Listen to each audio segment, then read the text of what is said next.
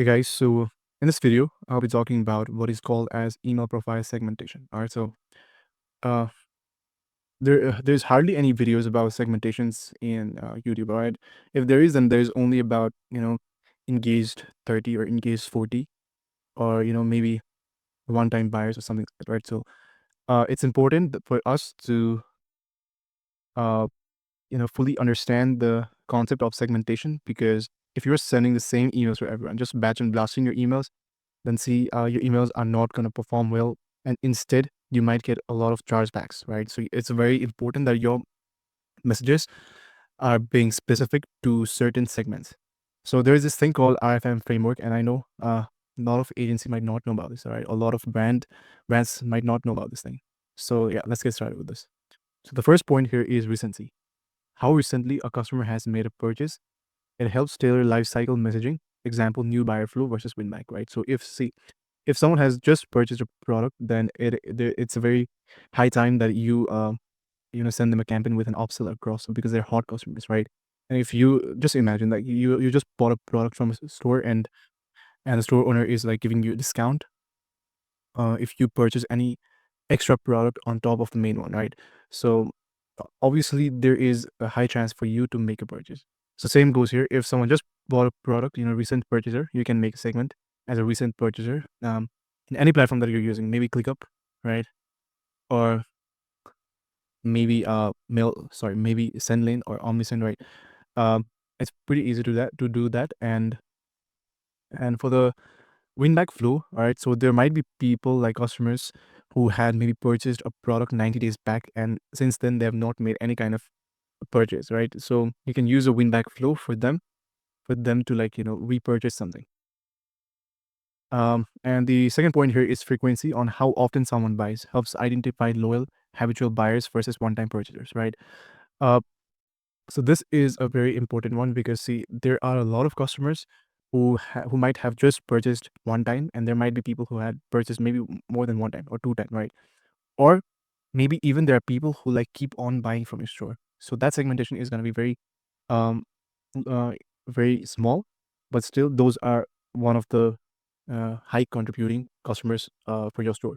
So you want you want to make sure that you're segmenting these kind of customers based on the frequency of how they're buying, and send them relevant campaigns. All right. So third one here is monetary value.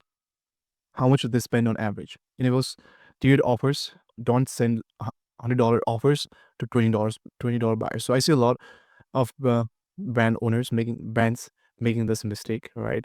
If you're sending like $100 offers to the people who only buy products that is like very less in price, or maybe $20 or maybe $30, then they will just not like relate with certain offers and certain campaigns. So you want to make sure that you are segmenting your customers according to their according to how much they're spending in terms of money on your products, and you want to segment them accordingly and send them relevant campaigns. All right. So the main strategic segment types that I'm going to explain here is there are six segments that you can focus on at the moment right now. If you're someone who's like only been sending campaigns to engage segments like engage 14, 30, or 60, it's really not going to work, right? Email marketing is really not for you then. All right. So you want to make sure that you're segmenting each campaigns, each different groups of customers, and sending them relevant campaigns. All right. So let's get started. So engage segments, basically at our agency, we use engage segments, right?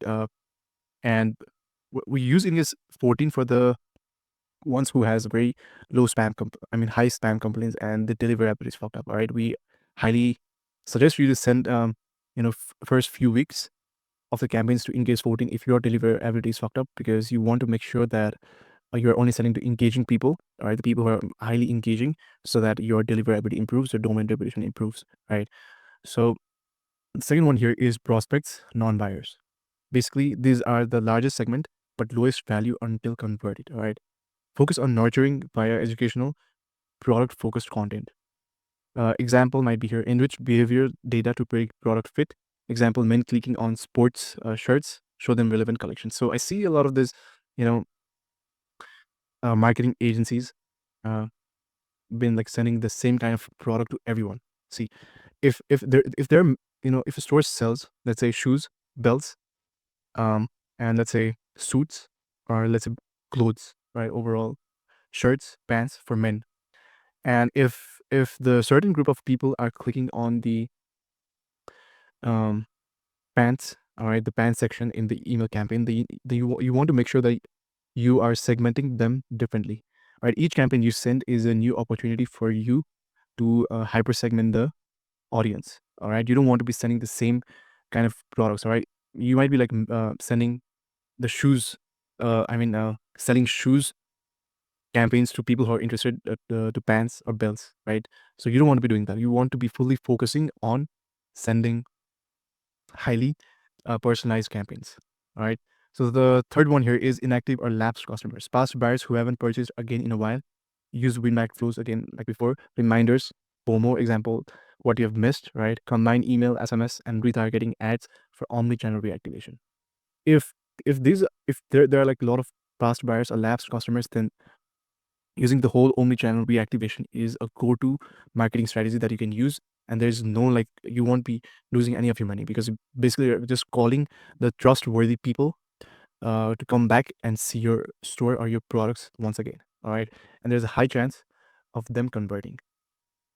And the fourth one here is high value customers based on monetary value and our high AOV. Treat like VIPs, exclusive offers, early access, loyalty rewards, nurture them to avoid churn. Again, like before, I talked about the monetary value in this section. And the frequent buyers may not spend the most per order, but buy often. Focus on replenishment flows, all right, exclusive launches, upsells, and bundles. So if your store sells something like a supplement or something that can be replenished, then you can use a replenishment flow. Like after each your product gets um empty out of the box, then in over 1 month, then you can send them replenishment flow around after 25 days of the fulfillment of the product, right? So that's how it works for them to remind to repurchase a product. And you can send them like exclusive launches, right? Upsells and bundles, because they're the frequent buyers. You can segment them on your email platform, like frequent buyers, right? And the last one, the sixth one here, is highly responsive to deals. Key segment for BFCM, clearance sales, or liquidation. Be careful not to overtrain them on discounts. So there are certain group of audience who are like highly active when you send them discount or sale campaigns, right? And these are the key segment, basically for Black Friday, Cyber Monday sales, the clearance sales that you do, right? And it's important that you don't train them on discounts. There's a high chance of you churning those audience if you keep on sending them the discounts, right?